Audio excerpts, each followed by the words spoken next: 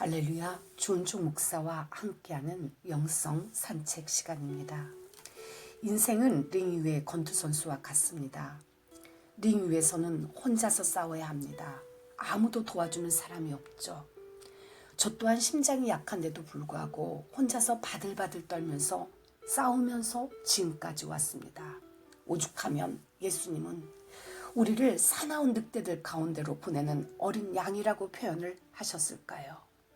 인생은 링 위에서 혼자 싸우는 권투 선수입니다. 또한 아무리 권투를 잘하는 선수라 해도 한 대도 안 맞고 경기를 끝내는 사람은 없습니다. 누구나 인생 15라운드를 뛰는 동안 여러 차례 얻어맞고 또 얻어맞습니다. 다운될 수도 있습니다. 넘어졌다고 링 바닥에 누워 경기를 포기하는 자는 결국 KO패 당하는 겁니다. 넘어졌을 때 바로 일어나면 감점만 되나 포기하면 완전히 지는 거죠. 7번 넘어져도 8번째 일어나십시오. 당신은 어디에 실패했습니까?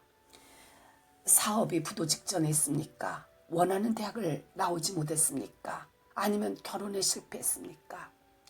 실패가 무슨 대수입니까? 넘어짐이 무슨 결정적 패인인가요? 사람들이 불륜을 했다고, 내게 이혼했다고, 사업에 실패했다고, 부모에게 버림받았다고 비난과 말이 많은 것이 대체 왜 내 인생의 결정적 붕괴와 종료의 원인이 돼야 합니까? 우리는 넘어짐과 흔들림에서 일어나야 합니다. 왜냐하면 우리 인생에게 순간의 실패와 무너짐이란 결코 그렇게 내 모든 걸 결정할 요소가 되는 것이 아니기 때문입니다. 잠언을 보면 의인은 넘어지지 않는 사람이 아니라 그 넘어짐보다 한 번 더 일어나는 사람입니다. 실수, 실패, 무기력, 파산, 주먹질이 계속해서 날아오지만 믿음의 사람은 7번 넘어져도 하나님을 부여잡고 일어나는 사람입니다. 잠언 24장 16절입니다. 대저 의인은 7번 넘어질지라도 다시 일어나려니와 악인은 재앙으로 말미암아 엎드러지느니라. 욥기 19장은 환난당한 자의 절망의 마음을 그 어떠한 문학작품보다도 잘 표현하였습니다. 가부사정은 가부가 안다고 읽기만 해도 환난당한 자의 처절한 마음을 그대로 이해하고 이야기를 하고 있습니다. 첫 번째가 아무리 이야기를 해도 소용이 없습니다. 욥이 당하는 고통이 너무 커서 사람으로서 도저히 견디기 어려운 처지에 있었습니다. 그물에 둘러싸인 것처럼 꼼짝할 수도 없고 빠져나올 수도 없는 그런 상황이죠. 마음은 심히 괴롭고 깊은 슬픔, 근심, 심리적인 갈등 속에서 그러한 상황에 친구들은 겨우 버티고 있는 욥의 용기를 더욱 짓밟아버립니다. 부숴버립니다. 그들은 욥을 완전히 억눌러서 그로 하여금 비참한 감정을 느끼게 하였습니다. 욥기 19장 2절로 3절입니다. 너희가 내 마음을 괴롭히며 말로 나를 짓부수기를 어느 때까지 하겠느냐. 너희가 10번이나 나를 학대하고도 부끄러워 아니하는구나. 여기서 10번이란 산술적인 숫자상의 뜻이 아니라 많은이란 의미를 내포하고 있습니다. 너희가 10번이나 나를 학대하고도 부끄러워 아니하는구나. 친구들이 욥에게 안면몰수하고 잔혹하게 대하면서도 인격자로서의 기본 감정, 즉 부끄러움을 느끼지 못했음을 뜻하고 있습니다. 친구들이 자신의 주장에 대해 지나칠 정도로 확신하고 욥을 갖다가 정죄하며 구석으로 몰고 있는 데서 비롯한 행동입니다. 더군다나 폭행을 당한다고 세상에 알려도 판결이 잘못되었다고 책을 내도 도움을 강구하여도 아무런 응답도 없고 정의가 없다는 절망감과 비참함이 얼마나 큰지 모릅니다. 길거리에서 폭행을 당하고 있는데도 사람들이 그냥 지나치고 재판이 잘못되었다고 세상에 알려도 아무도 관심을 갖지를 않습니다. 그의 인생의 미래는 장래도 없고 어둠만 있습니다. 완전한 절망이죠. 욥기 19장 7절부터 9절까지 한번 읽어보십시오. 내가 폭행을 당한다고 부르짖으나 응답이 없고 도움을 강구하였으나 정의가 없구나. 그가 내 길을 막아 지나가지 못하게 하시고 내 앞길에 어둠을 두셨으며 10절에 보면 하나님이 욥의 희망을 무 뽑듯이 나무 뽑듯이 했다고 하였습니다. 소망이 없어졌다는 것입니다. 사면으로 나를 걸으시니 나는 죽었구나. 내 희망을 나무 뽑듯 뽑으시고 욥이 당하는 이 고통의 자리에서 평안함을 얻을 수 없었고 왜 환난을 당해야 하는지 그 이유를 알고 싶었으나 알 수도 없었습니다. 더군다나 인간관계는 다 끊어졌습니다. 욥이 잘 나갈 때 사람들에게 베풀고 부족한 것이 없을 적에는 사람들이 다들 욥 앞에서 굽신굽신거리며 욥의 지도를 즐겨받았습니다. 욥이 한마디 하면 그 앞에서 딴소리를 하지 못했습니다. 그러나 참으로 기가 막힌 일이 벌어졌습니다. 모든 것이 한순간에 변했습니다. 모든 사람들이 욥의 곁을 떠났습니다. 가까운 친구들, 사랑하는 사람들, 심지어는 아내까지도 욥의 곁을 떠났습니다. 집에 돈이 없으면 느는 것은 사실 부부싸움뿐입니다. 그런데 욥이 사업도 안 되고 부채만 쌓여가니 그의 아내도 욥의 숨결조차 싫어합니다. 욥의 절망과 외로움이 크게 달합니다. 가까운 친구도 그를 잊었고 사업장의 직원들도 그를 외인으로 여깁니다. 아니 불러도 대답하지 않아요. 한번 성경 읽어보십시오. 가정이 깨진 놈, 망한 놈 뒤에서 수군거립니다. 욥기 19장 13절로 19절입니다. 나의 형제들이 나를 멀리 떠나게 하시니 나를 아는 모든 사람들이 내게 낯선 사람이 되었구나. 내가 내 종을 불러도 대답하지 아니하니 내 입으로 그에게 간청하여야 하겠구나. 내 아내도 내 숨결을 싫어하며 어린 아이들까지도 나를 업신여기고 내가 일어나면 나를 조롱하는구나. 욥은 그야말로 올무에 걸린 새같이 버려진 신세가 되었습니다. 세상에서 가장 밑바닥에 있는 자들까지도 욥을 경멸하고 조롱하였습니다. 욥이 돈이 있을 적에는 최고의 실력자였을 때는 어림도 없는 일이었습니다.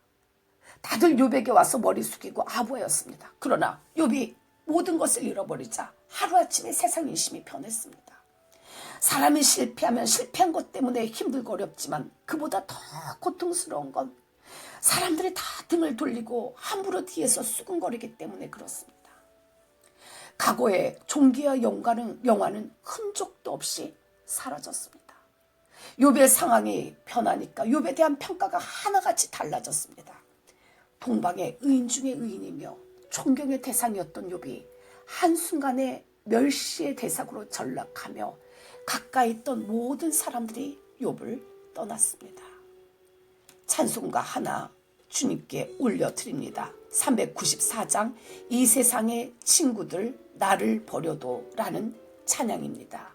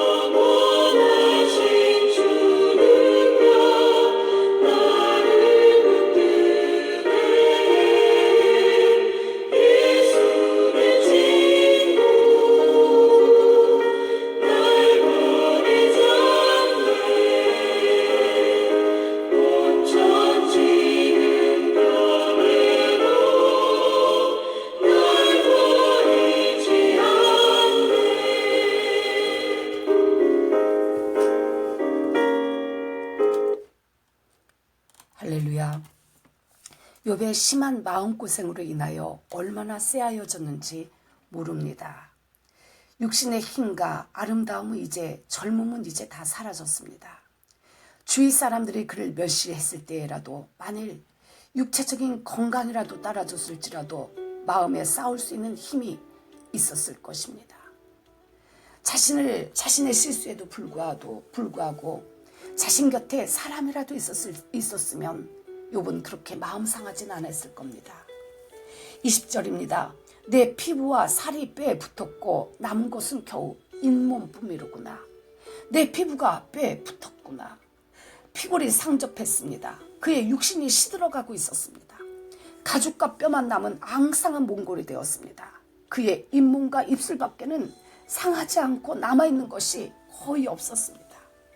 그러면서 21절에 욥이 부탁합니다. 나의 친구야, 너희는 나를 불쌍히 여겨다오.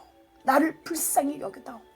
나를 좀 붙잡아다오. 나의 잘못을 용서하고 나를 불쌍히 여기고 나를 붙잡아다오. 사업이 힘들고 망해갔을 때 비록 자신이 잘못했다 할지라도 돌이킬 수 없는 실수가 있었을지라도 자신을 지지해주는 건강한 인간관계가 있었다면 욥은 조금 더 빠르게 마음을 다잡고 일어날 수 있었을 것입니다. 클린턴 이야기가 생각이 납니다. 한 나라의 대통령이었던 클린턴은 미국 역사상 최고의 부도덕한 섹스 스캔들을 일으켰습니다. 우리가 너무나 잘 아는. 그런데 클린턴의 어린 시절을 살펴보면 클린턴은 어렸을 때 아버지가 죽었습니다. 그래서 그의 어머니가 생계 유지를 위해서 일을 하였습니다. 엄마의 사랑을 받지도 못하고 외롭게 자라난 클린턴은 빈민가 골목에서 포르노 잡지나 흑인들이 난잡하게 거리에서 키스하는 모습 등 못 볼 것만 보면서 자랐습니다. 그런데 불행하게도 초등학교를 다닐 때 그의 어머니가 재혼하여 새 아버지와 함께 돌아왔습니다.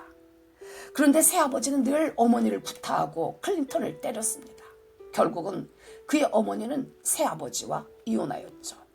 그는 공부를 잘해서 인류대학을 갔지만 정서 불안은 계속돼서 성독자증과 성중독증으로 점점 더 심각한 문제로 깊어져만 갔습니다. 그럼에도 불구하고 정상적인 부모 밑에서 성숙하고 교육을 받은 명문 기독교 집안의 딸인 힐러리를 만나 결혼하여 아내 힐러리의 따뜻한 정서와 교양과 믿음으로 클린턴은 변호사가 되고 결국 대통령까지 되는 인생의 성공을 거두게 됩니다. 그러나 서로 바쁜 관계로 힐러리와 자주 떨어져 있게 된 클린턴은 결국은 세계적 이슈가 되는 사고를 치게 됩니다.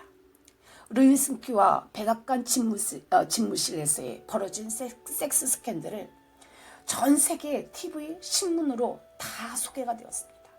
미국 사람들은 그 사건을 모르는 사람이 없을 정도였습니다.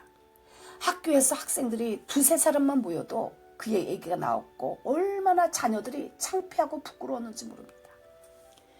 바로 이 사건을 접한 아내의 심정은 어떠했을까요? 얼마나 기가 막혔을까요? 3일 동안 일어나지도 못했습니다. 이불을 뒤집어 쓴 채 엉엉 울었습니다. 내가 어떻게 내조한 남편인데 거지 같은 집안에서 태어난 이놈과 결혼해서 어떻게 대통령까지 만들었는데 그렇게 정서가 불안하고 성중독적이고 믿음도 없는 놈을 따뜻한 사랑과 격려로 미국 대통령까지 만들어놨는데 날 그렇게 배신할 수가 있어? 그렇게 불륜을 저지를 수가 있어? 힐러리는 너무나 분하고 억울해서 도저히 일어날 수가 없었습니다. 그리고 보란듯이 이혼해서 클린턴을 전 세계 묵사발을 만들어버리려고 했습니다. 당연히 그런 배신감이 들지 않았을까요? 그런데 바로 그때 힐러리의 친정어머니가 찾아왔습니다.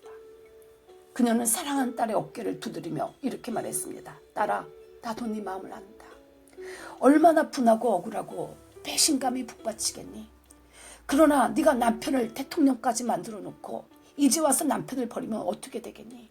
어쩌면 미국 시민들이 네 남편보다 널 보고 클린턴을 대통령으로 찍어주었는데 네가 남편을 버리면 미국 국민도 클린턴을 버리고 말 것이다. 클린턴뿐만 아니라 모든 남자는 다 그래. 남자의 본성, 남자의 속성은 늑대 같아서 분위기와 여건만 갖추어지면 다 그렇게 해. 그리고 세상에 안 밝혀져서 그렇지 수많은 정치인들이 그런 비밀을 갖고 있단다. 그러니 억울하고 분해도 이번 한 번만 남편을 용서해줘라.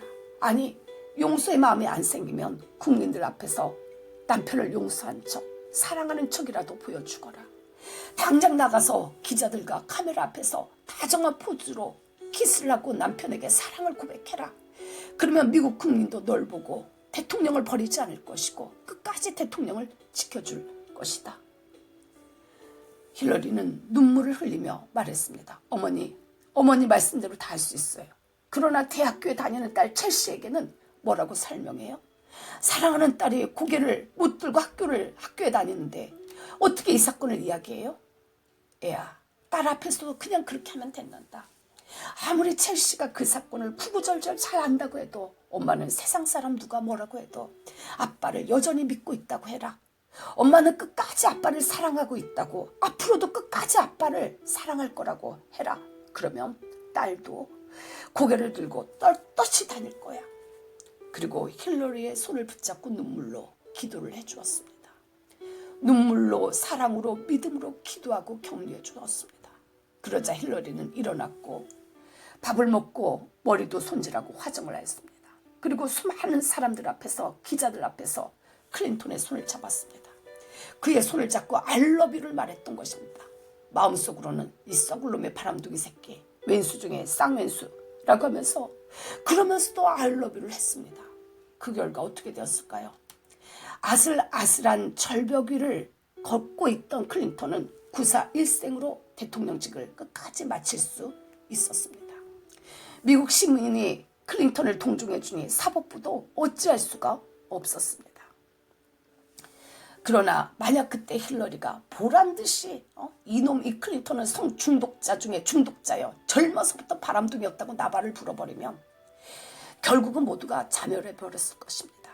클린턴은 폐인이 되어버렸을 것이고 딸 첼시도 아빠를 원망하고 탈선하고 방탕한 삶을 살게 되었을 것입니다. 그러나 힐러리가 꾹 참고 용서함을 일어섰을 때 이런 아름다운 결과가 일어났던 것입니다. 사업이 힘들고 망해갔을 때 비록 자신이 잘못했다 할지라도, 돌이킬 수 없는 잘못과 실수가 있었을지라도 자신을 지지해주는 건강한 인간관계, 아내, 자녀가 있었다면 욥은 좀 더 빠르게 마음을 다잡을 수 있었을 것입니다.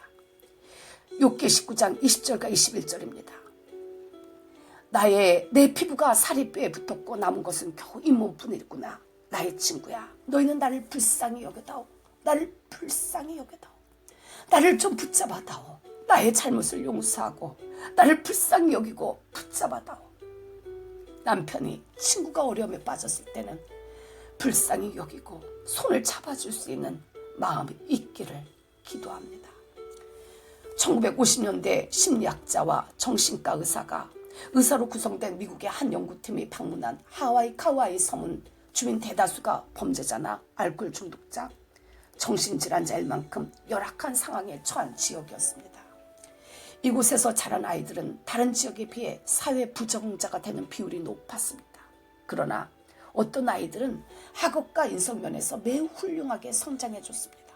미국 연구팀이 800여 명을 성인이 될 때까지 조사한 결과 이들에게는 어떠한 상황에서도 믿고 지지해준 단 한 사람이 있었다는 것입니다. 자신을 믿어주는 단 한 사람으로 인해서 세상에서 승리를 하였던 것입니다. 욥이 19장에서 세 번째로 느낀 고백은 내가 육체 밖에서 하나님을 보리라 라는 고백입니다. 욥은 자신에게 찾아온 고난을 이해할 수 없었습니다. 왜 재산을 날려야 하는지, 왜 열남매나 되는 자식들이 하루아침에 다 죽어야 하는지, 왜 몸은 병들어 몸에서 구더기가 나게 하시는지 쑤시고 아파서 견딜 수가 없었습니다. 심지어 그의 아내마저 그의 숨결조차 싫어하고 하나님을 저주하고 뒤져버려! 라고 소리쳤습니다. 더군다나 친구들이 찾아와서 위로한다고 말하는 것이 오히려 굴욕처럼, 때로는 모욕처럼 가슴을 파고 들어왔습니다. 괴로웠습니다. 그러나 이러한 상황에서 욥의 신앙의 진가가 드러났습니다. 기가 막힌 이러한 시련 속에서 드디어 욥은 죽음을 초월했던 것입니다. 이제 욥기를 계속 읽어 내려가면서 느끼시겠지만 욥은 더 이상 불평하지 않습니다. 이 소망이 그의 영혼을 진정시켰고 그의 폭풍우를 가라앉혔던 것입니다. 그리고 이제부터는 욥이 죽음조차 초월했기 때문에 욥의 마음이 안정을 유지하게 됩니다. 그러면 어떻게 욥이 이와 같은 놀라운 신앙의 고백을 하게 되었을까요? 욥은 세상 사람에게 호소하던 말을 중단하였습니다. 욥은 인간적인 중상모략 그리고 고통과 환난에 적정해서 세상 친구들과 아내와 자식들에게 버림을 받은 그 상황에서 부도난 그 상황에서 욥은 하나님을 바라보기 시작했습니다. 욥기 19장 26절과 27절입니다. 내 가죽이 벗김을 당한 뒤에도 내가 육체 밖에서 하나님을 보리라. 내가 그를 보리니 내 눈으로 그를 보기를 낯선 사람처럼 하지 않을 것이니 내 마음이 초조하구나. 여기서 내 마음이 초조하구나 라는 말은 원래 내 심장이 속에서 소모되어 버리는구나 라는 의미를 가지고 있습니다. 결국 욥은 자신의 심령이 바짝바짝 버타버릴 정도로 하나님께서 주관하시는 역사의 마지막 날, 곧 영광스러운 부활의 날 아침을 열망하고 또 열망하고 있습니다. 욥의 현실은 절망스러우나 하나님께서는 반드시 이 역사를 종결시키실 것이며 바로 그날 욥 자신은 하나님 앞에서 완전한 구원을 경험하게 될 것을 확신하고 있습니다. 종말의 완전한 구원을 확신한 자는 결단코 아주 좌절하거나 영원히 절망하지 않습니다. 욥기 19장 25절입니다. 내가 알기에는 나의 구속자가 살아계시니 후일에 그가 땅 위에 서실 것이라. 할렐루야. 디모데후서 1장 7절에서 하나님이 우리에게 주시는 것은 두려워하는 마음이 아니요 오직 능력과 사랑과 절제하는 마음이니 라고 말씀하셨습니다. 하나님께서 당신에게 대적하라고 자신에게 이기라고 하시는 어떤 짓누르고 있는 그런 두려움이 있습니까? 하나님께서 우리에게 주시는 것은 두려운 마음이 아니라 불안함이 아니라 오직 능력과 사랑과 절제입니다. 이처럼 믿기 어려운 선물을 주시는데 두려움으로 뒤로 물러선다면 정말 큰 비극이 아닐 수 없습니다. 그리스도인들이 누구일까요? 바로 세상이 감당치 못하는 사람들입니다. 더군다나 성경은 이렇게 증언합니다. 히브리서 11장 34절입니다. 저희가 믿음으로 나라들을 이기기도 하고 의를 행하기도 하고 약속을 받기도 하며 사자들의 입을 막기도 하고 불의 세력을 멸하기도 하며 이제는 죽음을 초월해서 나라들을 이기십시오. 믿음으로 약속을 받으십시오. 사자들의 입을 막으십시오. 불의 세력을 멸하십시오. 하나님은 당신에게 띠를 띄우시고 힘을 주셔서 당신의 거칠고 굴곡이 많던 당신의 인생의 길을 완전케 하실 것입니다. 저번에 봤던 시편 18편 32절의 말씀입니다. 여호와 외에 누가 우리 하나님이며 우리 하나님 외에 누가 반석이냐. 이 하나님의 힘으로 내게 띠띠우시며 내 길을 완전하게 하시며. 이제는 욥처럼 그의 군대가 일제히 나와서 모든 군대가 나를 치고 나를 달려들며 파멸케 하는 그러한 상황에서도 우리 주님 하신 말씀, 내가 너의 길을 완전케 하리니 너는 내 원수를 뒤쫓아가라 라는 말씀에 의지해서 창세기 49장 19절의 축복을 받으시길 축원드립니다. 갓은 군대의 추격을 받았으나 도리어 그 뒤를 추격하리로다. 세상에 아무리 얘기를 해도 내가 폭력을 당한다고 호소를 해도 사람들이 다 떠나가도 그 와중에서도 죽음을 초월하는 신앙이 있으시길 간절히 축원드립니다. 주님 감사합니다. 아버지, 내 인생에 버림받은 이러한 상황인 것 같은 이러한 상황에서도 하나님을 온전히 신뢰하고 욥의 심정을 이해하게 하여 주셔서 일어나게 하여 주시옵소서. 믿음으로 나라들을 이겨먹게 하여 주옵시고 믿음으로 약속을 받게 하여 주옵시고 믿음으로 사자들의 입을 막게 하시고 믿음으로 불의 세력을 멸하게 하여 주시옵소서. 예수 이름으로 기도 올려나이다. 아멘. 찬양 하나 올려드립니다. 하나님은 실수하지 않으신다네 라는 찬양입니다.